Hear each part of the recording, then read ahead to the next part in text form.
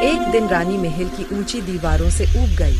वो अकेली घोड़े पर सवार होकर जंगल की ओर निकल पड़ी। चारों तरफ हरियाली थी, पंछियों की मधुर आवाजें गूंज रही थीं। अचानक उसने एक बूढ़े भिखारी को पेड़ के नीचे बैठे देखा, जो भूखा लग रहा था। रानी घोड़े से उतरी और बोली, बाबा, आप यहाँ अकेले क्यों बैठे हैं? भिखारी मुस्कुराया और बोला, बेटी, सबके नसीब में महल नहीं होते, कुछ के लिए जंगल ही घर होता है। रानी के मन में करुणा जागी। उसने अपनी टोकरी से फल और पानी निकाला और भिखारी को दे दिया। भिखारी ने आशीर्वाद देते हुए कहा, तेरी इस दया का फल तुझे जल्द मिलेगा, बेटी। रानी मुस्कुराई और आगे बढ़ गई। पर उसे क्या पता था, उस भिखारी का आशीर्वाद उसकी जिंदगी बदलने वाला था।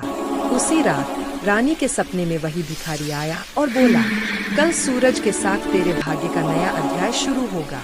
अगली सुबह जब रानी जागी तो देखा कि उसके चारों ओर सुनहरी रोशनी फैल रही है। महल के सैनिक दौड़ते हुए आए और बोले, महारानी, पड़ोसी राज्य के राजा ने युद्ध छोड़ शांति की संधि की है।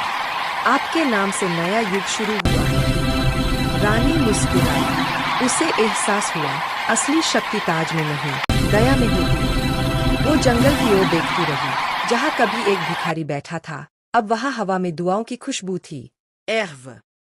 कुछ दिन बाद रानी फिर उसी जंगल में लौटी।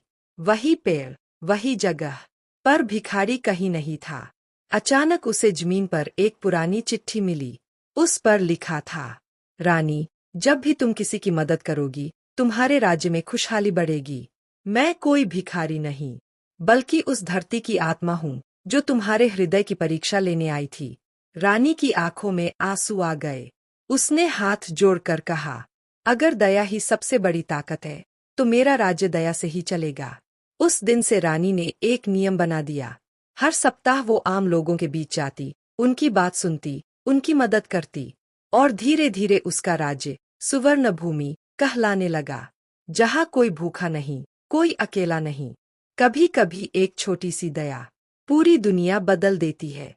जैसे उस रानी की दया ने एक राज्य को स्वर्ग बना दिया।